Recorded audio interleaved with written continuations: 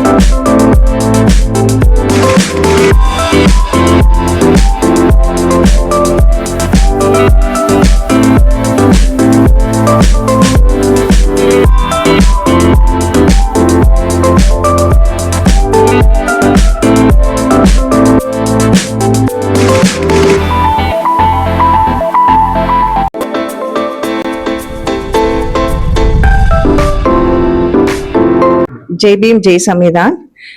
Doctor BR Ambedkar ದಲಿತ ಸೇವಾ ಸಮಿತಿಯ Karnataka president ಆಗಿರೋ ತಮಿಳ್ ಸೆಲ್ವಿ ಅವರ ಹುಟ್ಟುದಿನ ಶುಭಾಶಯಗಳನ್ನು ಕೋರುತ್ತಾ, ಇಂದು ನಾವೆಲ್ಲರೂ ಇಲ್ಲಿ ಸ್ಪಿನ್ ಫೌಂಡೇಶನ್ ಟ್ರಸ್ಟ್ ಇದು ಒಂದು ಸೇವಾ ಸಮಿತಿ.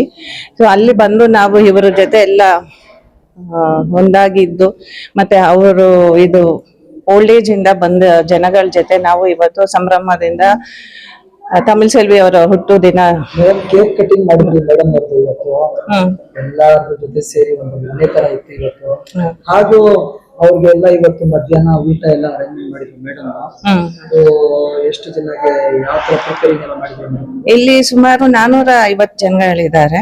ಎಲ್ಲರೂ ಲೇಡೀಸು, ಜೆಂಟ್ಸು, ಅಂಗವಿಕಲರು ಎಲ್ಲರೂ ಇದ್ದಾರೆ. ಅವ್ರ ಜೊತೆ ಒಂದು ಒಳ್ಳೆ ಟೈಮ್ ಇತ್ತು ಇವತ್ತು ಸ್ಪೆಂಡ್ ಮಾಡೋದು.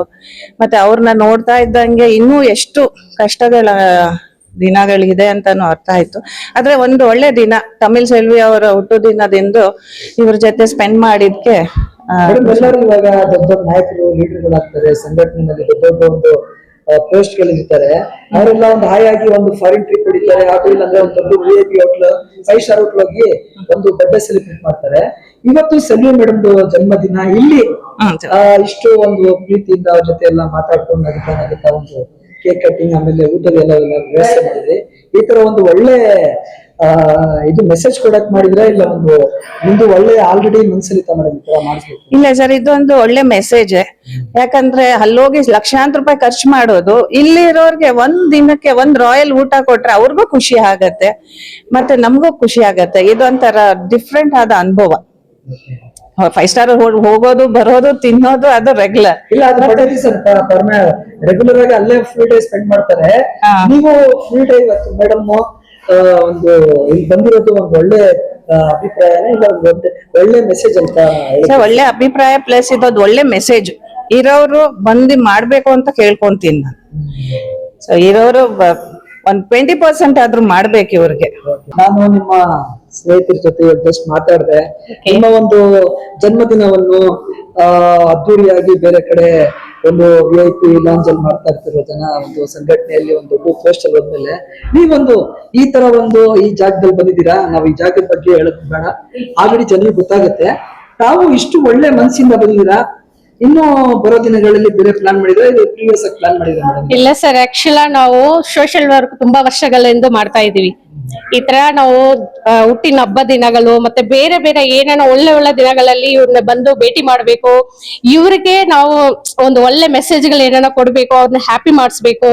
ಅವ್ರನ್ನ ನೋಡೋದೇ ನಮ್ಗೊಂಥರ ಖುಷಿ ಆಗ್ತಾ ಇದೆ.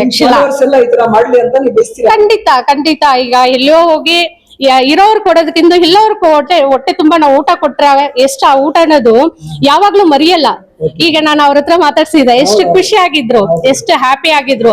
ಆ ಹ್ಯಾಪಿನೆಸ್ ಮತ್ತೆ ಅವರು ನಮ್ಗೆ ಎಷ್ಟು ಮನ್ಸು ಪೂರ್ತಿಯಾಗಿ ನಮ್ನೆ ಅವರು ಆಶೀರ್ವಾದ ಮಾಡ್ತಾರೆ. ಆ ಒಂದು ಆಶೀರ್ವಾದ ನಮಗೂ ಬೇಕು. ನಾವು ಇನ್ನೂ ಸ್ವಲ್ಪ ನೆಕ್ಸ್ಟ್ ಲೆವೆಲ್ ಹೋಗಿ ನಾವು ಚೆನ್ನಾಗಿದ್ರೆ ಅವ್ರನ್ನ ನಾವು ಇನ್ನೂ ಸ್ವಲ್ಪ ಚೆನ್ನಾಗಿ ನೋಡ್ಕೊಳ್ತೀವಿ. ಮತ್ತೆ ಅವರು ಸೋಷಿಯಲ್ ವರ್ಕ್ ಮಾಡೋದ್ರಿಂದ ನಮ್ಗೆ ಹುಟ್ಟಿದ ಹಬ್ಬದಲ್ಲಿ ಈ ತರ ಬಂದು ಅವ್ರನ್ನೆಲ್ಲ ಭೇಟಿ ಮಾಡೋದು ನಮ್ಗೆ ಮಾಡಿ ಮಾಡಿ ಮಾಡಿ ಅಭ್ಯಾಸ ಆಗಿ ಇದೇ ತರ ಮಾಡ್ಕೊಂಡು. ಹೌದು, ನಿಜ.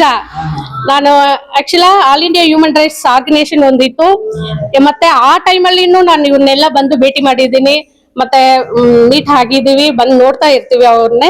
ಮತ್ತೆ ನೆಕ್ಸ್ಟ್ ಈಗ ಡಾಕ್ಟರ್ BR ಅಂಬೇಡ್ಕರ್ ದಲಿತ ಸೇವಾ ಸಮಿತಿಯಲ್ಲಿನೂ ನಾವು ಈಗ ಭಾಗವಹಿಸ್ತಾ ಇದ್ದೀವಿ. ಅವ್ರ ಕಡೆಯಿಂದ ಈಗ ನಮ್ಮ ಸಂಘಟನೆ ಕಡೆಯಿಂದ ನಾವು ಇವ್ರನ್ನ ಭೇಟಿ ಮಾಡಕ್ಕೋಸ್ಕರ ಬಂದಿದ್ದೀವಿ.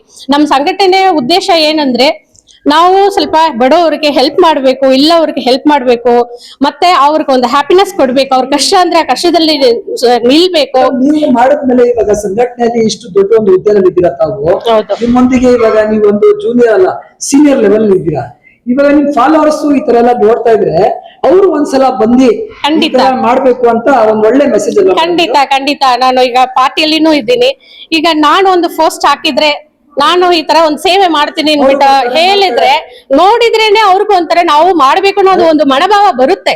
ಹಂಗಾಗಿ ಇದು ಒಂದು ಒಳ್ಳೆ ಮೆಸೇಜ್ ಆಗುತ್ತೆ. ಮತ್ತೆ ಈಗ ಸೋಷಿಯಲ್ ಮೀಡಿಯಾ ತುಂಬಾ ಇಂಪ್ರೂವ್ ಆಗಿದೆ ಸರ್. ಅದರಿಂದ ಈಗ ಈ ಸೋಷಿಯಲ್ ಮೀಡಿಯಾ ಮುಖಾಂತರ ಇನ್ನೂ ತುಂಬಾ ಜನ ಎಷ್ಟೆಷ್ಟೋ ಶ್ರೀಮಂತರುಗಳು ಇದ್ದಾರೆ, ಎಲ್ಲ ಮಾಡ್ತಾ ಇದ್ದಾರೆ. ಬಟ್ ಇನ್ನು ಹೆಚ್ಚಿನ ಸಂಖ್ಯೆಯಲ್ಲಿ ಮಾಡ್ಬೇಕು ಅಂದ್ಬಿಟ್ಟು ನಾನು ಈ ಒಂದು ಸಂದರ್ಭದಲ್ಲಿ ಕೇಳ್ಕೊಳ್ತೀನಿ. ನನಗೆ ಇವ್ರ ಜೊತೆಲ್ಲೇ ನಾವು ಬರ್ಡೇ ಸೆಲೆಬ್ರೇಷನ್ ಮಾಡ್ಕೊಂಡಿರೋದಕ್ಕೆ ತುಂಬಾ ಹೆಮ್ಮೆ ಅನಿಸ್ತಾ ಇದೆ. Thank you so much. Thank you sir. Thank you.